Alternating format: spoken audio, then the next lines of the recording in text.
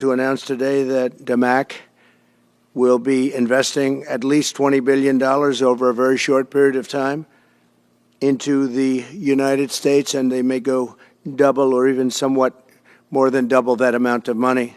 It's a great thing, and I believe he will say that he's doing it because of the fact that he was very inspired by the election. They wouldn't do it without that election, I can tell you. A lot of people wouldn't. You saw last week where we have somebody who's going to go from $100 to $200 billion, and we have many other people, and we'll be bringing some of them out. Some of them like to do it somewhat more quietly, and some don't, and they feel so strongly about the country that they want to let people know about it.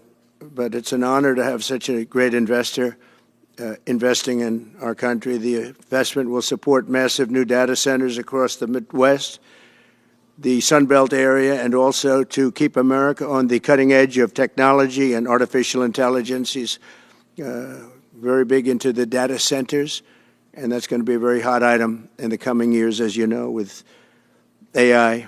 In particular, the first phase of the project will be in Texas, Arizona, Oklahoma, Louisiana, Ohio, Illinois, Michigan, and Indiana, those places.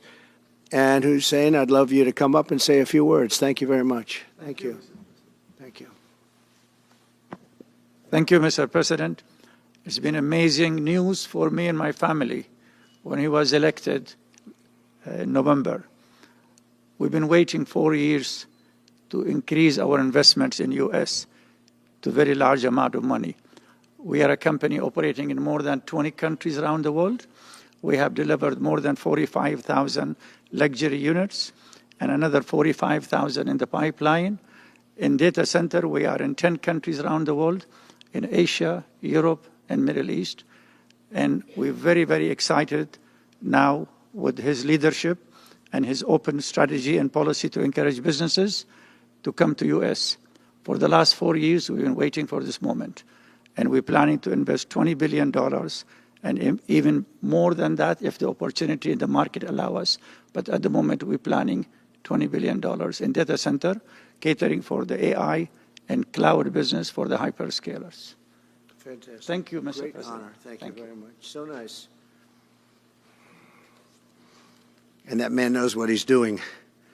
He knows.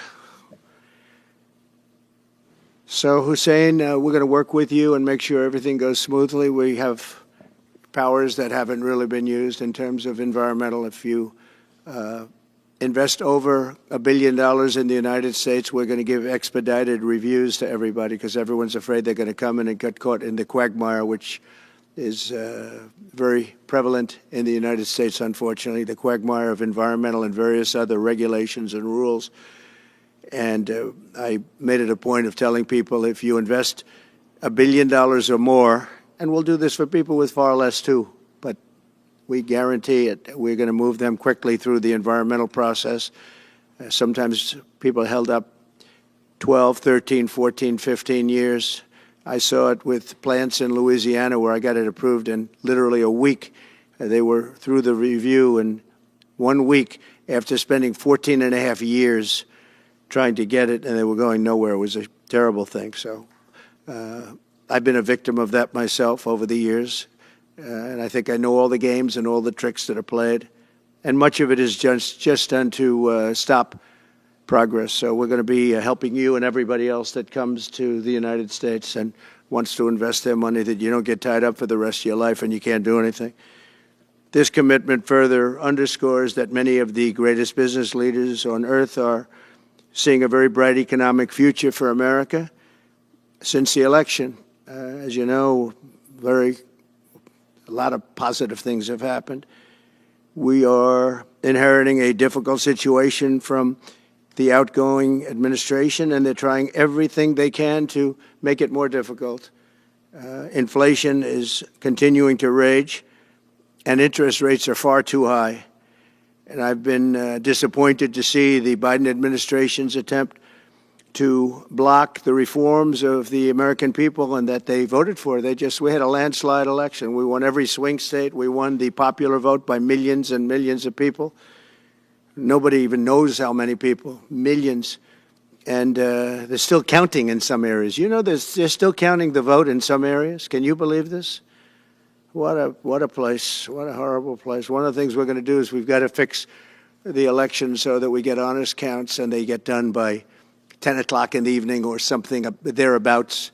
There are places where they're still counting votes. President Biden's actions yesterday on offshore drilling, banning offshore drilling, will not stand. I will reverse it immediately. It'll be done immediately. And we will drill, baby, drill. And we're going to be drilling in a lot of other locations. And the energy costs are going to come way down. They'll be brought down to a very low level. And that's going to bring everything else down. That's what caused it to go up, along with the ridiculous spending on the Green New scam. All this money, trillions of dollars. It's like throwing it right out the window, what they're doing. And they're trying to spend so much now. They're just taking money and giving it to anybody that wants it for any project at all, if it's certified under the Green New scam. And they don't work, and it's too expensive. And, you know, they told me that we're going to do everything possible to make this transition to the new administration very smooth. It's not smooth because they're doing that. They're playing with the courts, as you know. They've been playing with the courts for 4 years, probably got me more votes because I got the highest number of votes ever gotten by a Republican, by far, actually, by a lot. And, you know, we had a great election, so I guess it didn't work. But even to this day, they're playing with the courts. They have their friendly judges that like to try and make everybody happy on the Democrat side. It's called lawfare. It's called weaponization of justice, and it's happened at a level nobody's ever seen before. So many. I defeated deranged Jack Smith. He's a deranged individual. I guess he's on his way back to The Hague, and we won those cases. Those were the biggest ones, and the press made such a big deal out of them, but we did nothing wrong. We did nothing wrong on anything, and the people saw that. You know, when they vote, when a Republican, it's not easy for a Republican. When the Republican wins the popular vote by millions and wins all 7 of the swing states, people said, well, he could win 4. We won all 7, and we won them by a lot. That tells you we won. That tells, and they've been watching this injustice. I call it the Injustice Department. What they've done is so bad. The whole world has watched that. And it took work, but it got me a lot of votes because when explained, I mean, we have a judge in New York who's a very crooked judge. I'm under a gag order. I can't even talk about aspects of the case that are the most vital aspects. I'm under a gag. Do you know that I'm the president-elect of the United States of America? I'm a former very successful president. We had the greatest economy in the history of our country. We had borders that were sealed and beautiful. Everything was good. We had no wars. We defeated ISIS. We had no wars. Now I'm going into a world that's burning with Russia and Ukraine, with Israel. You took a look at that attack on October 7th, the attack on Israel, with the horrible way they got out. Not the fact that they got out. I would have been out before them. But we would have been out of Afghanistan with dignity and strength as opposed to looking like a bunch of fools with 13 dead and many, many badly, horrifically injured. Nobody ever talks about them. No arms, no legs. Nobody ever talks about them. The way they got out was outrageous, leaving billions of dollars of brand new military equipment that I bought in the hands of the Afghans and specifically the Taliban. It's the group. And we were doing very well. We would have been out. We would have been respected. I think it's one of the reasons it was so badly handled, that withdrawal where people are jumping onto airplanes, falling off the sides of airplanes when they're 3,000 feet in the air. And nobody's ever seen anything like that, the worst. And because of that, I think Russia went and attacked Ukraine. When they saw that, they said, these guys are incompetent. They don't know what they're doing. But we know what we're doing now. And that's going to all end. And we have a great military. I defeated ISIS, as you know. We're in no wars. I just finished a couple. And we got also our soldiers guarding Syria and Turkey. We're in the middle. We had 5,000 soldiers. They would have been gobbled up with 2 armies. We had one army, 300,000. We had another one, 500,000 or 600,000, getting ready. We had 5,000 people in the middle. I said to a general, How do 5,000 people do in that case? And the general just looked at me and said, "Not well, sir, not well." And I took him out. And you know what happened? Nothing. I got criticized. I saved 5,000 lives, actually. And we did a great job, and we're going to do an even better job because now we have a tremendous amount of experience. We have people that I can rely on. But the 625 million acres, people can't realize, that's like the whole ocean. Take an acre. You know, an acre, you have a house on a half an acre, on a quarter of an acre, or an acre. If you have an acre, you have a big deal. Now you multiply that by 625 million acres. It's like, feels like the whole ocean. And that's our strength, you know. People can say we manufacture, we don't manufacture. The thing we have oil and gas more than anybody in the world. We're going to have more of it, too. But they took away 625 million acres of offshore drilling. Nobody else does that. And they think they have it, but we'll put it back. I'm going to put it back on day one. I'm going to have it revoked on day one. We'll go immediately if we need to. I don't think we should have to go to the courts. But if we do have to go to the courts, you know, they try to be sneaky. They go in and they sign. Remember, this is a man that said he wants the transition to be smooth. Well, you don't do the kind of things. You don't have a judge working real hard to try and embarrass you. Because I did nothing wrong. By the way, I did nothing, absolutely nothing wrong. If I did something wrong, I wouldn't be standing here right now because I've won all these cases. Nobody's ever won so many cases as I have against the Justice Department. I mean, Jack Smith had cases all over the place. People were being subpoenaed. Lives were being ruined. They were spending everything they had, money. We were helping them out. We had to. They were subpoenaing people that had no idea what they were even talking about. That's a sick group of people. And it was all to influence the election. It was all a fight against a political opponent. We've never had that in this country. We have had that in certain countries. We've had that in third-tier countries. We've had that in banana republics, but we've never had that in a place like the United States. I don't even know if it's been on a small level. I'm sure it has been on a small level, but this was the largest level ever. They brought this moron out of The Hague. He's a mean guy. He's a mean, nasty guy. His picture was perfect because you look at his picture, you say, that's a bad guy with his robe, his purple robe. And he executes people. He shouldn't be allowed to execute people because he'll execute everybody. He's a nut job. But we won all of those cases with him. And, I mean, I don't know the judge in Florida, but we had a brilliant judge in Florida that saw right through it. And we won the case. She was a brilliant judge with great courage. You know, the left, as we call them, the radical left, they have a way, they play the ref, and they play it very hard. They play the ref. They go and say horrible things about judges and prosecutors. And some judges and prosecutors say, look, the only way I'm going to get these people off my back is to give victory to them. They're playing the ref. I think it's illegal what they do. It's almost like talking. It's worse than talking to a judge. But the judge in Florida, Judge Cannon, was brilliant and tough, and she didn't stand for it. And I don't know her. And never met her until the case, and I don't believe I said even one word to her. But she was very, very strong and very, very brilliant. And her opinion was so brilliant that they dropped their appeal. They couldn't beat the appeal. So that's what we're up against. So they say we're going to have a smooth transition. All they do is talk. It's all talk. Everything they do is talk. We're going to have a smooth transition. And then they take 625 million acres and they essentially landmark it so you can't ever drill there again. Well, we're going to be drilling soon. We're going to be opening up Anwar. We're going to be doing all sorts of things that nobody ever thought was even possible. But remember and just to get off the subject, because I couldn't believe it when I heard it yesterday. I couldn't believe the size of it. I mean, you put down a map and put this up. It's just massive. And remember that that's worth probably, I mean, I've had estimates, $40 to $50 trillion. That's more than our national debt. Essentially, he's thrown it away. He's thrown it away. He's taken $50 trillion.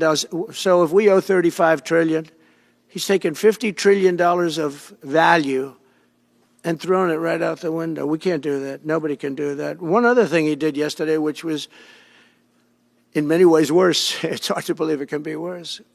He wants all gas heaters out of your homes and apartments. He wants them to be replaced by essentially electric heaters. I don't know what it is with electric. This guy loves electric. We're going to be ending the electric car mandate quickly, by the way. This guy loves electric. And we don't have enough electricity. And then we have AI where we need more. And he wants everybody to have an electric heater instead of a gas heater. Gas heater is much less expensive. The heat is much better. It's a much better heat. As the expression goes, you don't itch. Does anybody have a heater where you go and you're scratching? And that's what they want you to have. They don't want you to have gas where you don't have the problems of the electric. And the source is plentiful. They're much cheaper to operate. They're much better. They work much better. They look much better. 60% of homes and apartments have gas heaters. He wants them all removed quickly. These people are crazy. There's something wrong with them. There's something wrong with them. They also want to go back, and they have already started that, to when you buy a faucet, no water comes out because they want to preserve. Even in areas that have so much water, you don't know what to do. It's called rain. It comes down from heaven. And they want to do, no water comes out of the shower. It goes drip, drip, drip. So what happens? You're in the shower 10 times as long, you know. No water comes out of the faucet. You want to wash your hands. They want to go back to even stronger than what they have right now. As you know, I ended that policy. You can have all the water you want. It makes no difference. It comes weird, especially in certain areas. We have so much water, we don't know what to do with it. But these are all things. They want very, very little water to go into your dishwasher, almost none. And you know what people do? They just keep pressing, keep it going. They end up using more water. Likewise, washing machines. They want in your washing machine to have very little water coming out of the washing machine. So when you wash your clothing, you have to wash it 4 times instead of once. You end up using more water. We're a party of common sense, and things that I'm telling you now is really all about common sense. On January 20th, we'll turn the economy around very quickly, because right now when I think of our economy, I think about inflation. That's what we have. We have inflation, I believe, at a level that we never had before. There's never been anything like it. And over the next 4 years, the United States is going to take off like a rocket ship. But really, it's already doing it. If you take a look, just last month, SoftBank announced the $200 billion. I think it'll be 200. He said between 100, and I said, how about making it 200? And he sort of said yes, but let's say it's 100, but it might be 200, right, Brian?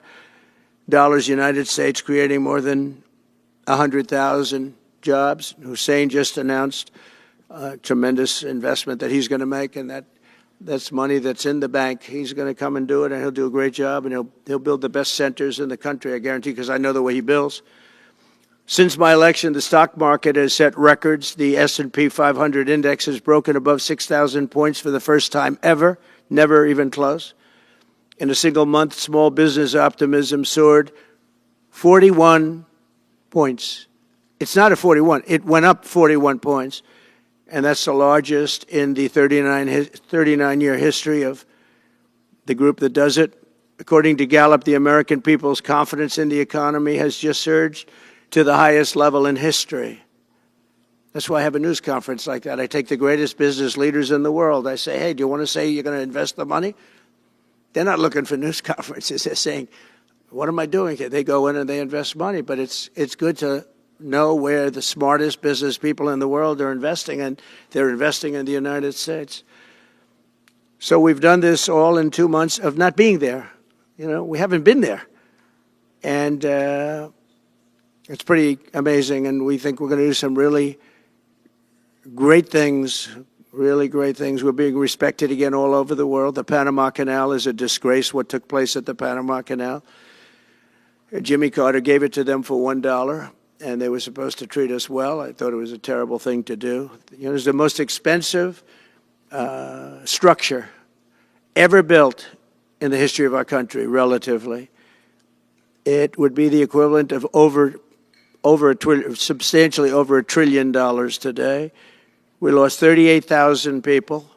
Think of it, 38,000 people, they died from malaria, mosquitoes.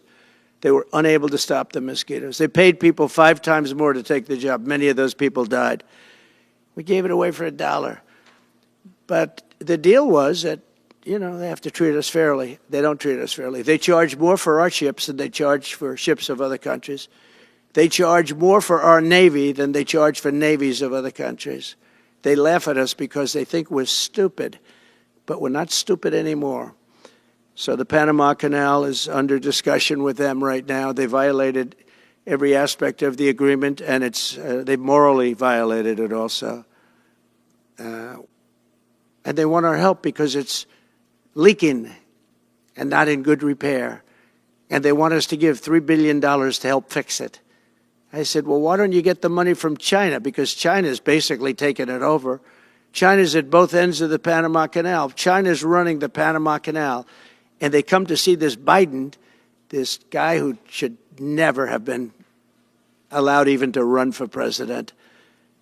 Of course, she shouldn't have either, because that never happened. I had to be 2 people, not 1. But they want $3 billion to fix the Panama Canal that's run by China and makes a lot of money, China. One of the most profitable structures ever built, because you have ships lined up back to Florida, frankly, and they just keep going through, and the numbers are staggering, $500,000 to $1 million a ship. And they took it away from us, meaning we gave it to them for $1. But not going to happen. What they've done to us, they've charged us, they've overcharged our ships, overcharged our Navy. And then when they need repair money, they come to the United States to put it up. We get nothing. Those days are over. Working with the Republican majorities in Congress, will cut taxes, slash regulations, raise wages, and boost incomes at a pace the world has not seen before, and certainly not from our country. We had a big chunk of it for the first 3 years prior to COVID coming in my administration. We had the greatest economy in history. We cut the most regulations in the history of our country, and I did that all in 4 years. By 4 times more than any other president cut. We did that in 4 years. And we were just getting started. We'll impose new tariffs so that the products on our stores will once again be stamped with those beautiful words, made in the USA. And we are not treated well, as you know, by Canada. Canada is subsidized to the tune of about $200 billion a year, plus other things. They don't essentially have a military. They have a very small military. They rely on our military. It's all fine, but, you know, they got to pay for that. It's very unfair. I have so many great friends. One of them is the great one, Wayne Gretzky. I said, run for prime minister. You'll win it'll take 2 seconds. But he said, well, am I going to run for prime minister or governor? You tell me. I said, I don't know. Let's make it governor. I like it better. But no, something's going to have to be done. Same thing with Mexico. We have a massive deficit with Mexico, and we help Mexico a lot. They're essentially run by the cartels, and can't let that happen. Mexico's really in trouble, a lot of trouble. Very dangerous place. And we're going to be announcing at a future date pretty soon. We're going to change, because we do most of the work there, and it's ours. We're going to be changing, sort of the opposite of Biden, where he's closing everything up, essentially getting rid of $50 to $60 trillion worth of assets. We're going to be changing the name of the Gulf of Mexico to the Gulf of America, which has a beautiful ring that covers a lot of territory. The Gulf of America, what a beautiful name. And it's appropriate. It's appropriate. And Mexico has to stop allowing millions of people to pour into our country. They can stop them. And we're going to put very serious tariffs on Mexico and Canada, because Canada, they come through Canada too. And the drugs that are coming through are at record numbers, record numbers. So we're going to make up for that by putting tariffs on Mexico and Canada, substantial tariffs. And we want to get along with everybody, but, you know, they have to, it takes 2 to tango. we're approaching the dawn of America's golden age. It's going to be a golden age for America. We have things that nobody else has. We have more natural resources. We have, number one, nobody knew that until I came along. I made us number one. We were number three. I made us number one in a very short period of time in drilling. And, you know, you can talk about windmills. They litter our country. They're littered all over our country like dropping paper, like dropping garbage in a field. And that's what happens to them, because in a period of time they turn to garbage. Most expensive energy ever. They only work if you get subsidy. The only people that want them are the people that are getting rich off windmills, getting massive subsidies from the U.S. government. And it's the most expensive energy there is. It's many, many times more expensive than clean natural gas. So we're going to try and have a policy where no windmills are being built. You know, off the coast of New Jersey, they want to build like 200 windmills. The people are going crazy. Nobody wants them, and they're very expensive. They don't work without subsidy. You don't want energy that needs subsidy. Energy is a good business. You don't need subsidy. But when you build these massive towers, I mean, they're 25 stories tall, 40 stories. They have one 70 stories tall. The blades, they take 3 ships to ship them. It's crazy. They're dangerous. You see what's happening up in the Massachusetts area with the whales, where they had 2 whales wash ashore in, I think, a 17-year period. And now they had 14 this season. The windmills are driving the whales crazy, obviously. And they had actually over, I think, 125 or something over a number of years. And we don't want that to happen. It's a disaster. It's amazing the way a true environmentalist would say, oh, we love wind. It sounds good, but that's about where it ends. You know, after 10 years, you have to redo them. And what happens is they don't do that. They let them stand and they rust, and they say, because of the environment, I'm not a believer in this, but they say you can't, because it's a certain fiberglass, that the blades cannot be buried in earth, that's an environment. So what do you do with them? What do you do with them? And I don't know if you've ever gone to Palm Springs, California, or any of these places where you have long-term windmills standing.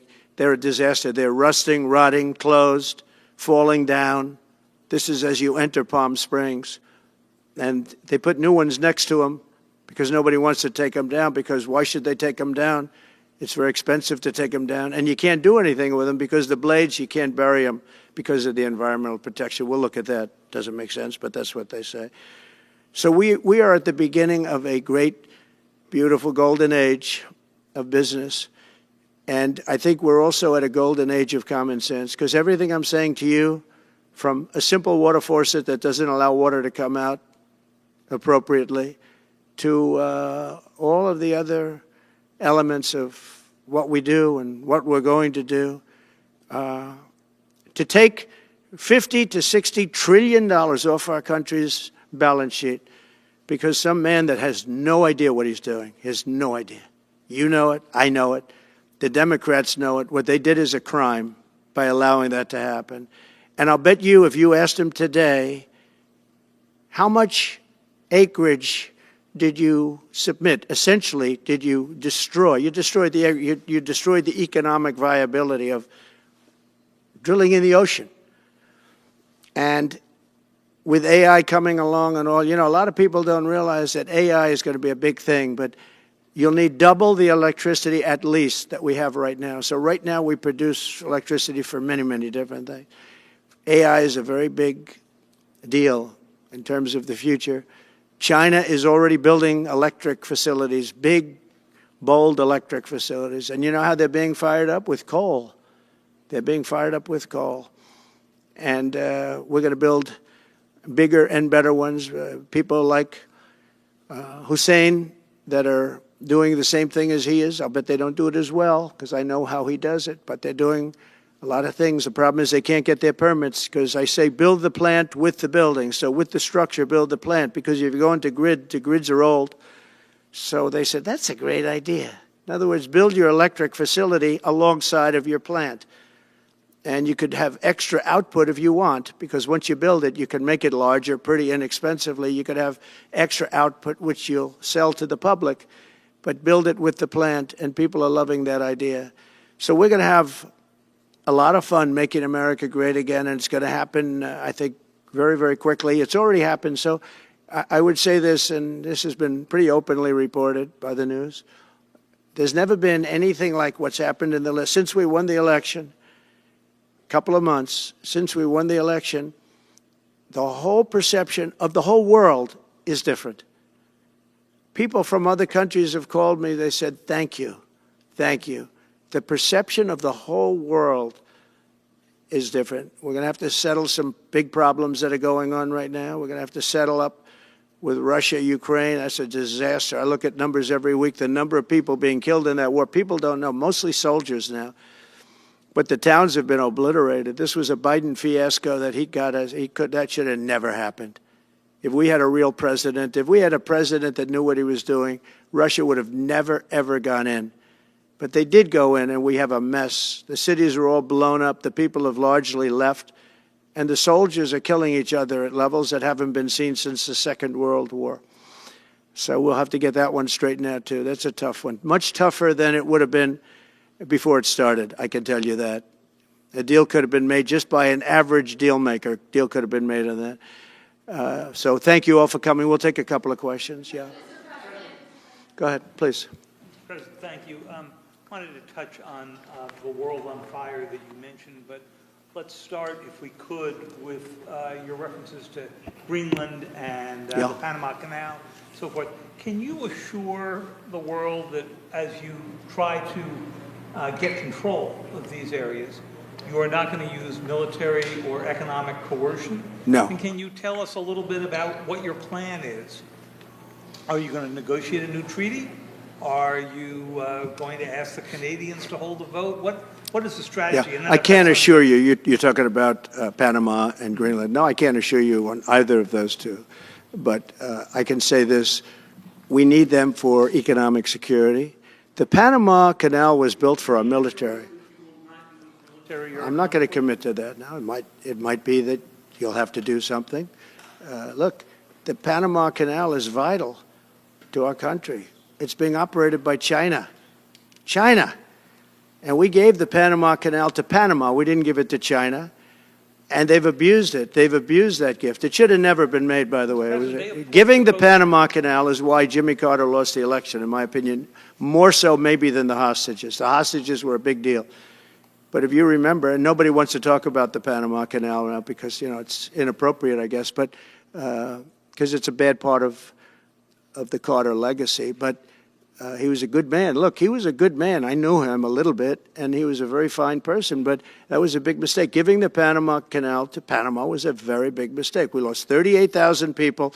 It cost us the equivalent of $1 trillion, maybe more than that. Probably the most expensive, they say it was the most expensive structure, if we call it a structure, which I guess you can, ever built.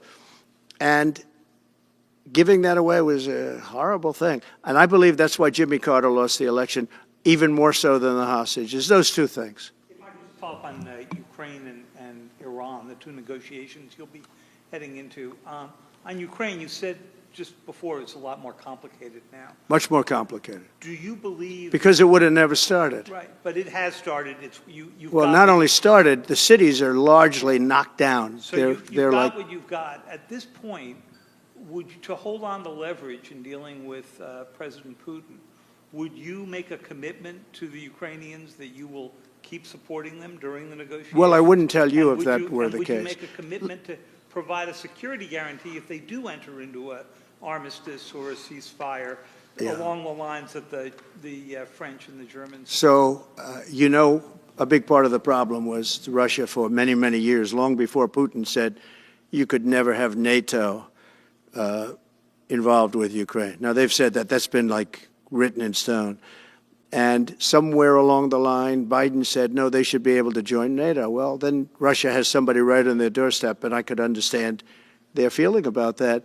But there were a lot of mistakes made in that negotiation. And when I heard the way that Biden was negotiating, I said, you're going to end up in a war.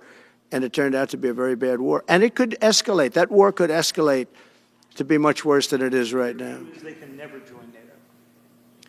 Well, my view is that it was always understood. In fact, I believe that they had a deal, and then Biden broke it. They had a deal which would have been a satisfactory deal to Ukraine and everybody else, but that Biden said, no, you have to be able to join NATO. And that's always been, and nobody knows more about NATO than I. You know, years ago when I first started this, I didn't know too much about NATO, but I got it right anyway.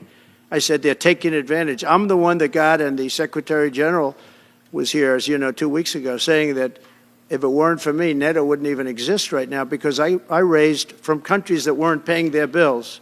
At that time, 28 countries, 20 of them were not paying their bills, 21 to be exact. They weren't paying, or they were paying a very small portion. And I raised over $680 billion, that was the number he gave, by saying, if you don't pay, we're not going to protect you. And as soon as I said that, the money came pouring in. But Obama could have said it. Other people could have said it. Bush could have said it. Nobody said it but me. I took a lot of heat. They said, oh, that's a threatening statement. Well, they weren't paying their bills. I said, we're not going to protect you if you're not paying the bills. So in a true sense, I saved NATO, but NATO's taken advantage of us. And one of the problems that I have, and I've said it openly, I said it to President Zelensky, Europe is in for a tiny fraction of the money that we're in. Now, whether you like that situation or not, Europe is much more affected than the United States. We have a thing called the ocean in between us, right? Why are we in for billions and billions of dollars more money than Europe? And, you know, they're a similar size, a little smaller, but they're a similar size economy as the United States when you add them up. And yet Europe is in for a small fraction of the number the United States is in. Now, Biden could have called them up during the term. That's what I did. I said, you have to pay your bills. And they all, one stood up. I won't say who. You'll probably have it because the papers, the media hated to report on it. But a prime minister stood up from a country, you know, a famous meeting of 28 nations with no press, no anybody in the room. He stood up. He says, does that mean if we don't pay our bill, and at that point it was 2%, it should be 5%. It should be 5%, not 2%. But at that point it was 2%. But many people didn't pay. Some people didn't pay anything. But many people were way, including Germany. Germany was at less than 1%. You're going to press for 5%? Well, I think NATO should have 5%, yeah.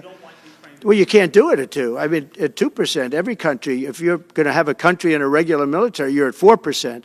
I think they should be, you know, they're in dangerous territory. I think it should be, they can all afford it, but they should be at 5%, not 2%. I'm the one that got them to pay 2%. But a gentleman stood up, a prime minister stood up, and he said to me, sir, could I ask you a question? You're saying we have to pay our bills. If we don't pay our bills, will the United States protect us from Russia? I said, if you don't pay, you mean you're delinquent? He said, yes. He said, if you're delinquent, we will not protect you. I took a lot of heat. Although it was somewhat closed door, I took a lot of heat from the media. And you know what happened? The money started pouring in. That's why NATO has money. And the Secretary General said it was the most incredible thing he had ever seen in a negotiation. Now, if I would have said, yes, we will, nobody would have paid. If I would have loved to say, yes, we'll protect you even if you don't pay. But that's not the way life works. Mr. President, two questions related to each other. First, you said on your first day of office you're going to pardon January 6th defendants. Are you planning to pardon those who were charged with violent offenses? Well, we're looking at it, and we have other people in there. And as you see, I guess 24 or 28 people came now from the FBI. That came out very quietly. Nobody reported it, but they had people in some form related to the FBI. They had 4 or 5 people that were strongly related to the FBI. We have to find out about that. We have to find out about Hezbollah. We have to find out about who exactly was in that whole thing, because people that did some bad things were not prosecuted. You know, I see it all the time, and you see it too. People that were doing some bad things weren't prosecuted, and people that didn't even walk into the building are in jail right now. So we'll be looking at the whole thing, but I'll be making major pardons. Yes, please. Sorry, just one more Please. on Jack Smith's report. Good afternoon, Mr. President. It's good to see you again. 2 questions about Syria and the ongoing war in Gaza. About Syria, the Pentagon disclosed last month the U.S. has some 2,000 troops in Syria. That's almost double the number initially we were told of 900. Will you keep that troop capacity the same upon taking over? Well, I won't tell you that because that's part of a military strategy, but I will say it was Turkey. Turkey's been after that country in different names and different forms and shapes for 2,000 years. Those people that went in are from Turkey. And President Erdogan is a friend of mine. He's a guy I like, respect. I think he respects me also. He's the one that didn't go after certain people after I requested that he not. You know who I'm talking about, the Kurds. I don't know how long that's going to, because they're natural enemies. They hate each other. But he didn't do that yet, and he didn't do it in the past also. He started, and I said, please don't do that, and he didn't do it. So, but if you look at what happened with Syria, Russia was weakened, Iran was weakened, and he's a very smart guy. And he sent his people in there through different forms and different names, and they went in and they took over, and that's the way it is. I'm sorry, I don't mean to interrupt you. Do you have concerns about HTS taking control of By the way, I Syria at this have point? the envoy here. Is that in the back? It is. Standing with my son, Eric, is Steve Witkoff, who's just got back from the Middle East, and he's done a fantastic job. He's a great deal maker. I said, what we need there is a deal maker, because nobody makes a deal. We have people that understand where the rivers are and where the meets and bounds are, but they can't talk. They can't make deals. Steve's done a great job. I just want to thank you, Steve. You've been working endlessly for months, and he's working specifically on the hostages, trying to get them back. Well, that was my second question. Is Hamas Steve, come up for a second. Maybe you might want to say a couple of words. Sir, I didn't- Hamas released another hostage I didn't know Steve was going to be here, actually. Neither did I. He's done a fantastic job, and it's a dangerous job, too, and we appreciate it. He didn't know about this kind of danger and the other deal-making he does. Now he sees a lot of big danger. Come on up, Steve. Mr. President, can I ask you a second part of that? Hamas Yeah, released just one another second, hostage please. video. I'm going to give you a little report on the hostages, if I can. Steve? Thank you very much. Thank you, Mr. President. Wow. Well, I think we're making a lot of progress, and I don't want to say too much because I think they're doing a really good job back in Doha. I'm leaving tomorrow back to go to Doha, but I think that we've had some really great progress, and I'm really hopeful that by the inaugural, we'll have some good things to announce on behalf of the President. I actually believe that we're working in tandem in a really good way, but it's the President, his reputation, the things that he has said that are driving this negotiation. And so hopefully it'll all work out and we'll save some lives.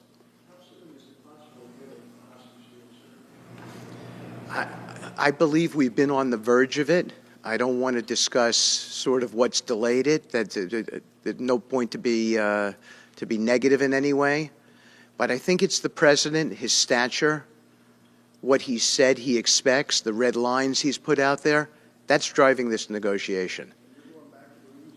I'm going back probably either this evening or tomorrow night. Are you confident there'll be a deal before January 20th, or is that something that's likely to happen? If there's a deal even at all, and we've been hearing this now for the better part of. I know. since October I would say. They better be. Right. I would say that the President is exasperated. I don't want to talk for him, but look, I don't know anyone who delegates better than President Trump. He gives us a lot of authority to speak on his behalf, and he exhorts us to speak emphatically.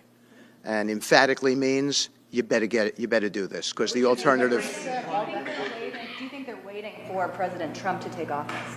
No, I think they heard him loud and clear. Better get done by the inaugural. But when you say all hell will Before be I paid, or take office. that all hell must be paid if they don't release the You know what that hostages. means, don't you? Well- Do I have to define it for you? Look, all No, I know hell you're not will gonna break out. telegraph If what- those hostages aren't back, I don't want to hurt your negotiation. If they're not back by the time I get into office, all hell will break out in the Middle East. Can you elaborate? And it will not be good for Hamas, and it will not be good, frankly, for anyone. All hell will break out. I don't have to say anymore, but that's what it is. And they should have given them back a long time. They should have never taken them. There should have never been the attack of October 7th. People forget that. But there was, and many people are killed. They're no longer hostages. I have people from Israel and others calling, begging me to get, we had also people there from the United States, just so you know. They're holding some so-called hostages from the U.S.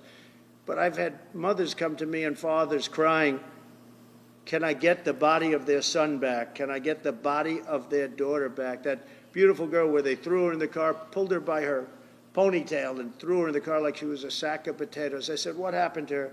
Sir, she's dead. Like a 19, 20-year-old beautiful girl. And the way they treated her. And I just say it this very simply. Steve's got a job to do. He's a great guy, great negotiator, great person. They respect him over there already.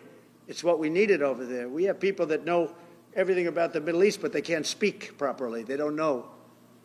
He's a great negotiator. That's what I needed. I could have sent that gentleman right over there, Hussein. He's a great negotiator. There are people, they're rare. Great negotiators are very rare, like a great surgeon. But we have the right person. But I tell this, I don't want to hurt the negotiation. If the deal isn't done before I take office, which is now going to be 2 weeks, all hell will break out in the Middle East. Okay? Thank you, Mr. Thank you. President. You've done a great job. Thank you. Mr. President, more than 140 police officers were injured by rioters on January 6th. Will you pardon anyone who attacked a police officer? Well, you know, the only one that was killed was a beautiful young lady named Ashley Babbitt. She was killed, and there was actually somebody else that was killed, also a MAGA person, but people don't give it 100% credibility. I'm going to find out about it, and we're going to find out. But Ashley Babbitt was killed. She was shot. She had never been shot. She was shot for no reason whatsoever. In fact, they say that she was trying to hold back the crowd, and the crowd was made up of a lot of different people, so we'll see. But I will tell you this, the person that was killed was Ashley Babbitt. The other thing is, when they talk, you know, there was never charges of insurrection or anything like that. But if there were, this would be the only insurrection in history where people went in as insurrectionists with not one gun, okay? And let me tell you, the people that you're talking about have a lot of guns in their home for hunting and for shooting and for entertainment, a lot of good reasons. But there wasn't one gun that they found. And why didn't they find the bomber, the pipe bomber? You know, they know who the pipe bomber is. The FBI knows who it is. The status of the FBI has gone down so far, and the status of the DOJ, or as I call it, the Department of Justice, it's the Department of Injustice, being laughed at all over the world. And hopefully with Pam Bondi and with Kash Patel and with other people that we're putting in, that will all come back. If you do a poll in the FBI, I guarantee I'm at like 90% with the agents of the FBI, but they have hurt that incredible place. Law enforcement, I mean, you think of the FBI, they raided this house. By the way, they could have told me, could I see this? I would have given them, I actually told them, come in anytime you want. You can see anything. They raided the house, and the case was dismissed. And now I'm in litigation. I'm suing them for doing that. And I feel so badly doing it. I'm the President of the United States, and I'm suing the United States. But I'm suing them for other things, too. The FBI has gone so, its reputation has been so horribly hurt. Between Comey, who is the worst, and all of the others, what's happened to the FBI is, and we're going to make it great again. We're going to make the FBI great again. We're going to make the Department of Justice fair and strong, but fair again, because all they did was attack me because I'm their political opponent, and that includes with local judges like Marchand. You ought to find out. Ask them, why do I have a gag order where I'm not allowed to speak? Think of it. I'm the President of the United States, and I'm not allowed to speak. Why? Because if I did speak, people would understand the scam. It's a scam. And we have very dishonest judges, and New York judges are very bad. We had one that valued this house at $18 million because it was good for their case. He actually valued that chandelier is worth more than $18 million. He valued this house at $18 million. And we have another one who was so nasty, so horrible, such a brute, most vicious, vile person. These are New York judges. But we've won most of the cases, so we're very happy about that. Please. Back on Greenland, your position is clear, but have you directed your staff to take a specific restrict actions or draw plans? And can you elaborate again? You didn't rule out military coercion Well, we need Greenland for national security purposes. I've been told that for a long time, long before I even ran. I mean, people have been talking about it for a long time. You have approximately 45,000 people there. People really don't even know if Denmark has any legal right to it. But if they do, they should give it up because we need it for national security. That's for the free world. I'm talking about protecting the free world. You look at, you don't even need binoculars. You look outside, you have China ships all over the place. You have Russian ships all over the place. We're not letting that happen. We're not letting it happen. And if Denmark wants to get to a conclusion, but nobody knows if they even have any right, title, or interest. The people are going to probably vote for independence or to come into the United States. But if they did do that, then I would tariff Denmark at a very high level. Have you asked your staff to draw plans for acquisition? I mean, are you actively No, we're pursuing not at that stage, but we have people. I haven't even entered office yet. Secondly, sir, Elon Musk has drawn some criticism and a lot of attention for some of his actions and provocative statements about foreign affairs, including in Europe. Your reaction to that, is that appropriate for... You mean where he likes people that tended to be conservative? I don't know the people. I can say Elon's doing a good job, very smart guy. I don't know the people you're talking about. He was, I know he said some negative things about a couple of people that are running for office, but that's not so unusual. Yes, please. I wanted to ask you about Ukraine and Putin. How soon do you anticipate going to meet with Putin to discuss the Ukraine situation? Well, I can't tell you that, but I know that Putin would like to meet. I don't think it's appropriate that I meet until after the 20th, which I hate, because, you know, every day people are being, many young people are being killed, soldiers. You know, the land is very flat, and hundreds of thousands of soldiers from each, many hundreds of thousands from each side are dead, and they're laying in fields all over the place. Nobody to even collect. There's landmines all over. It's a disaster. But it's very flat. It's great. It's farmland, and it's very flat. And the only thing that stops a bullet is the human body. And the human body is stopping a lot of bullets. Within the first 3 to 6 months? I hope to have 6 months.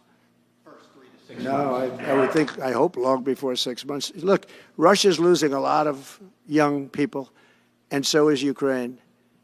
And it should have never been started. That's a war that should have never happened. I guarantee you, if I were president, that war would have never happened. Who would you like to nominate to replace Michael Barr as vice chair of the military? I'll be announcing somebody. Mr. President, if we were to work under the assumption that you're serious about making Canada 51st state of the United States, the leader of the Conservative Party in Canada said, under no circumstance will it ever be the 51st state. Maybe he won't win, but maybe he will. I don't care. You had suggested. Listen, I don't care what he says. But Sir, real fast, you said you were considering military force to acquire Panama and Greenland. Are you also considering military force to annex and acquire Canada? No, economic force, because Canada and the United States, that would really be something. You get rid of that artificially drawn line, and you take a look at what that looks like, and it would also be much better for national security. Don't forget, we basically protect Canada. But here's the problem with Canada. So many friends up there. I love the Canadian people. They're great. But we're spending hundreds of billions a year to protect it. We're spending hundreds of billions a year to take care of Canada. We lose in trade deficits. We're losing massive. We don't need their cars. You know, they make 20% of our cars. We don't need that. I'd rather make them in Detroit. We don't need the cars. We don't need their lumber. We have massive fields of lumber. We don't need their lumber. We have to unrestrict them because stupid people put, you know, restrictions on, but I can do that with an executive order. We don't need anything they have. We don't need their dairy products. We have more than they have. We don't need anything. So why are we losing $200 billion a year and more to protect Canada?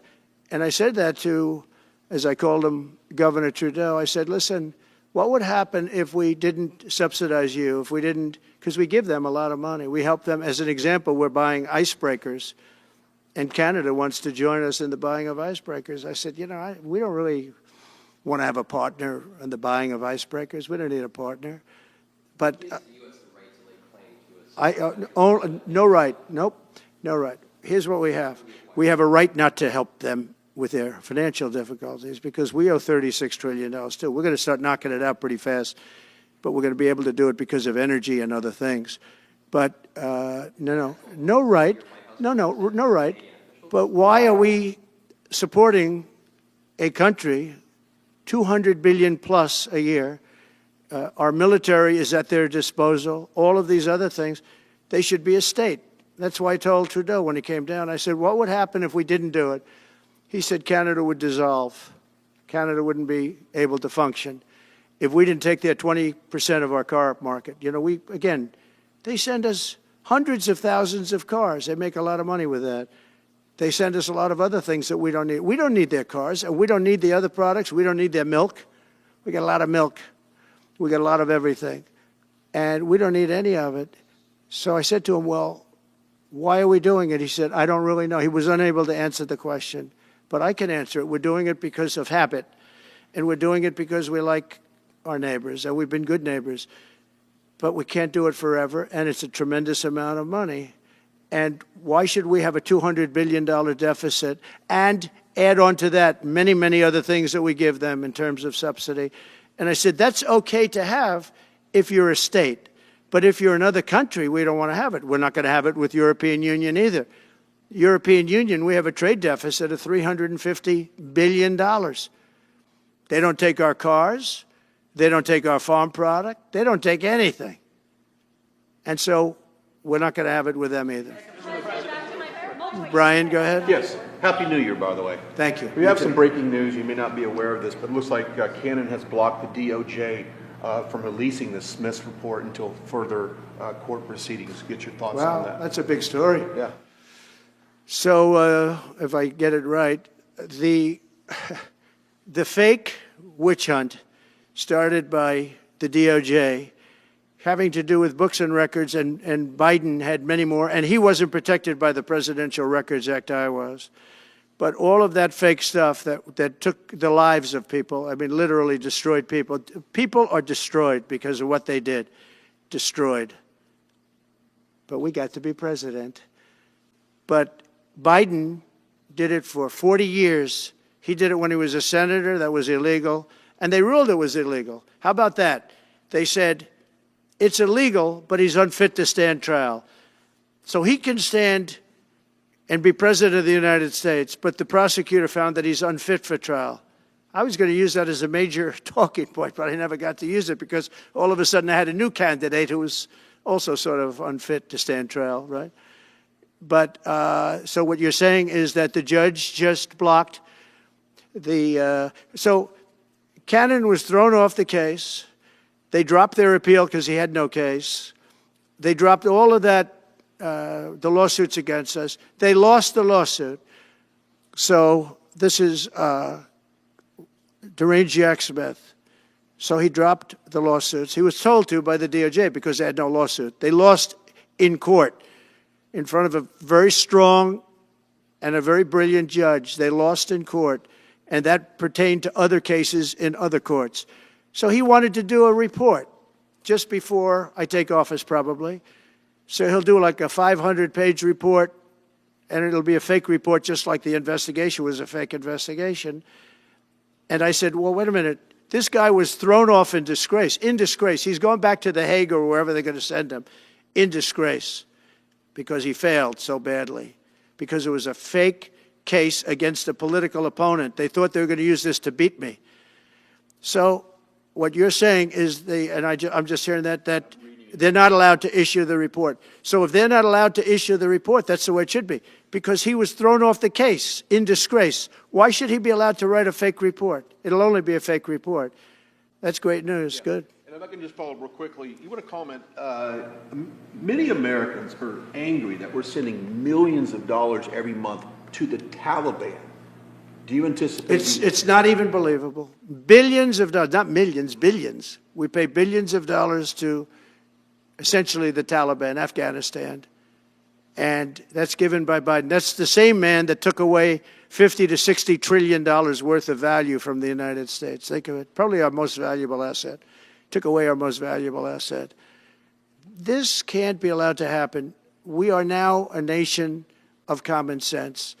When he does that, 625 million acres, this can't be allowed to happen. Thank you for the information. Yes, most other people probably knew about it, but they wouldn't have told me, right? Mr. President, on the campaign trail, you vowed to bring down the prices at grocery stores very fast. Yeah, we will do it But then fast. you recently told Time Magazine that bringing down prices would be very hard. So what can the American people expect when you get into office? It's always When hard to can they bring go down the prices when grocery somebody bill else has screwed something up like they did. But we'll bring them down. We'll get them down. Energy is going to bring down prices. We're going to have a lot of energy, and energy is what brought it up. Energy and their bad spending is what brought it up, and energy is going to bring it down. We're going to have prices down. I think you're going to see some pretty drastic price reductions. As an example, food, bacon, ham, apples, everything has gone through the roof. It's one of the reasons I won. So as you know, I said it, inflation was one of the reasons I won, but I think the biggest reason I won was the fact that they are allowing prisoners to come into our country. They released their prisoners, their murderers. Thousands of murderers are now walking around the streets of our cities and farmland all over. Murders, people that have killed. Many, 32% have killed more than one person. They released them from their jails, their prisons, and their mental institutions and insane asylums into our country. I believe that's the reason we got such a large vote. All right, maybe one or two more questions. Yeah, please, go ahead. Go ahead, you go. Sir, can you, President Carter is laying in state today in Washington. You had some harsh words for him about the Panama Canal. Is there any disconnect there? Do you feel a little bit bad about doing that on this day? No, I liked him as a man. I disagreed with his policy. So, hey, he thought giving away the Panama Canal was a good thing. I think it cost him the election. That and the hostages. I actually think that was a bigger factor because that's a deal that just should not have been made. But again, this was a question that was asked of me. I didn't bring it up. I didn't want to bring up the Panama Canal because of Jimmy Carter's death. But people don't bring it up. But, you know, you and other people have asked me about it. No, it's a deal that I was very strongly against. I was a young guy when this took place. But just why would we spend all of that money, lose 38,000 people to malaria, the mosquito? They were dying. It was horrible what was happening. They paid them 4 times more than they would make in the United States, but they knew they were going to go over there and die. And they died in the jungles of malaria. There was nothing we could do to stop it. 38,000. And then we gave it away for $1. Without getting their agenda through Congress, you appeared to open the door in your radio interview yesterday for a 2-bill approach. Is it still your preference for one big, beautiful bill, as you have said? Well, I like one big, beautiful bill, and I always have, I always will. But if 2 is more certain, it does go a little bit quicker because you can do the immigration stuff early. Now, you have to understand, for immigration and for the wall, we won the case on the wall. You know, they tried to sell the wall for 5 cents on the dollar, by the way. And we had, fortunately, a judge that stopped that. But they were already discarding the wall. And 5 cents on the dollar. And you know what they were doing? They were calling us up and saying, we'll sell it back to you at 200 cents. In other words, double what we paid for it. So they were going to buy it from this guy for 5 cents on the dollar. They were making deals. And fortunately, we had a very smart judge that stopped it cold. I think he called for an investigation, too, and he should. But think of it. They were selling the wall that was exactly the wall that the Border Patrol wanted. That was designed by them. Steel, concrete, rebar, exactly as they want. Very, very heavy steel, very powerful steel, hard to cut. Very, very heavy 7,000-pound concrete, which is a very strong concrete. Everything was top of the line. Very expensive. Would be double what we paid for it then, 6 years ago. But let me just tell you, they were selling it for 5 cents on the dollar to people, and those people were calling us, asking us to pay them 200 cents because it's a good deal because we can have it immediately. And you know what immediately is? Just leave it in place. No, the papers haven't written that, though. That deal is like all the other things that these people do. These people either hate our country or they're very stupid. And I don't believe they're stupid because nobody can cheat on elections like they cheat and be stupid. They either hate our country or they're stupid. So remember what I said because nobody wants to report it. They were selling the wall for 5 cents on the dollar. and trying to resell it back to us for 200 cents or less, but for 200 cents on the dollar. That's a nice return. They announced that it will stop putting fact checks on posts on its website. And Meta said today it would stop putting fact checks on its website and instead allow community. Well, I watched their news conference, and I thought it was a very good news conference. I think they've come a long way. Meta, Facebook. I think they've come a long way. I watched it. The man was very impressive. I watched it. Actually, I watched it on Fox. I'm not allowed to say that. Say it? Do you think he's directly responding to the threats that you have made to him in the past? With Probably. Yeah, probably. The last time you were here, you were asked a question about the U.S. possibly launching a preemptive strike on Iran. You said you wouldn't answer that question. On who? Obviously, on Iran. The U.S. launching a preemptive strike on Iran's nuclear facilities. And I said, I don't talk about it. It's a military strategy. But it is a legitimate question. It's not really, because only a stupid person would answer it. Look, it's a military strategy, and I'm not answering your questions on military strategy. All right, one more. Brian, go ahead. Brian. Could you give us a preview of what you might be talking to leaders of Congress who are expected to come here in the next couple of days? And you've got a very supportive Congress behind you. Yeah, they're great. So we have a wonderful Republican Congress. We have a leader that I have a lot of confidence in. I think he's going to be hopefully a great leader, a great speaker. And we have a leader, by the way, in the Senate I think has been great. John Thune has been doing a fantastic job. But it goes through the House first. And the question is whether or not we do the two bills or one bill. And, look, I can live either way. I like the idea of the one big bill, but I can live either way.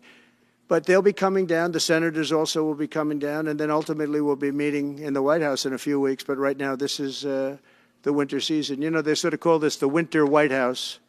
It was built, I don't know if you know this, Marjorie Meriwether Post and E.F. Hutton built this. It was the greatest of all the estates in our country. And I saved it, and I got a lot of credit for saving it. Most of these big, great houses have been knocked down in Palm Beach, just about all of them, actually. And you'd build 10 mansions on one site, but we saved it. But this was built as the Southern White House, and she gave it to the government. And, by the way, Jimmy Carter gave it back. He said it's too expensive for the United States. So I didn't realize that. Real quick, I was just told. Actually, Jimmy Carter, Nixon was through Watergate. He came down. Nixon came here once. And he thought it was incredible, but he had a thing called Watergate, if anybody remembers that. And so he had other things on his mind, to put it mildly. And Jimmy Carter felt that it was too extravagant for the country. So fortunately for me, he gave it back to the foundation, and I bought it from the foundation. President, on reconciliation, some Republicans saying in trade for a massive bill that you and they share the interest in, they want to see big spending cuts. Do you agree with that? And Well, I'm okay with spending cuts. I like spending cuts. I'm on the record for spending cuts. And the debt ceiling was given to us. It shouldn't have been, but it was put in our lap. And what I want in terms of debt ceiling isn't the ceiling. I just don't want to see a default. That's all I want. I never talked about spending more money necessarily than all I want to see is no default. Because nobody knows what would happen if there was a default. It could be 1929 and it could be nothing. But that was put into our lap, and it shouldn't have been, but it was, and so we'll handle it. But debt ceiling is not about raising a lot of money. It's really just about extending it. I just want to see an extension. On immigration, how much can you do by executive order? Are you planning to do on executive order when it comes to immigration? And how much do you want Congress to tackle this issue? And also on day one, well, I had the safest border in the history of our country by far. You remember the famous chart that I brought down. I love that chart very much for a lot of reasons. But I have the safest border by far in the history of our country. And when I took it over, it was a mess. Nothing like it is now. This is 10 times worse. I got elected because of the border the first time, and I think I got elected largely because of the border the third time.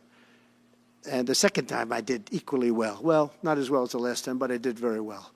And I will say, this was too big to rig. You know the expression? Too big to rig. They couldn't do it. They tried, but they couldn't do it.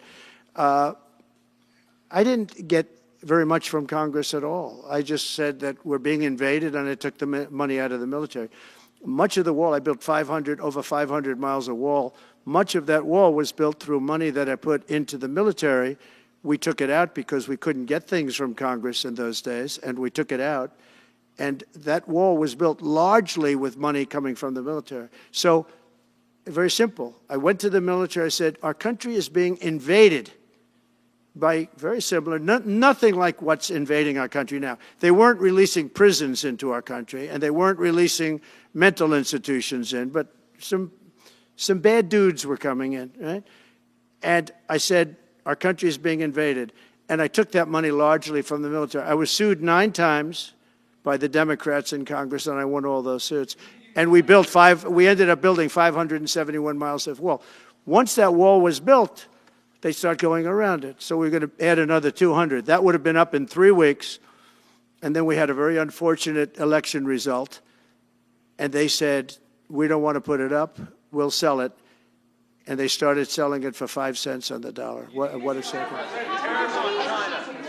So we'll do this again. I just want to thank everybody very much. I'm just telling you, this will be the golden age of America. This is the golden age of America. We're going to have a great country again. We're a country right now under siege. We have so many different problems, and nobody respects us overseas, but now they do. The Italian prime minister, as you know, came here the other night, just flew in and flew out. She wanted to see me. And great respect is being shown. When I went to the cathedral in France, great respect was shown by the prime minister, the president, by everybody. France was, and by the way, I have to say they did a great job in the cathedral. But great respect is being shown to our country again. And we have a great country, but we have to run it properly. It's going to be run properly. We want to get back those hostages for Israel and for us. You know, we do have people that are hostages being held. And I'll just say it again. If this deal's not done with the people representing our nation, by the time I get to office, all hell is going to break out. Thank you very much. The Ukraine-Russia war before you take office. Can you clarify what you mean by military force in the Panama Canal?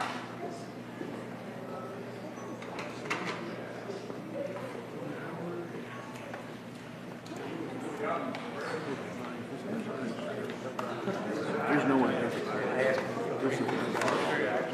I'm saying, like,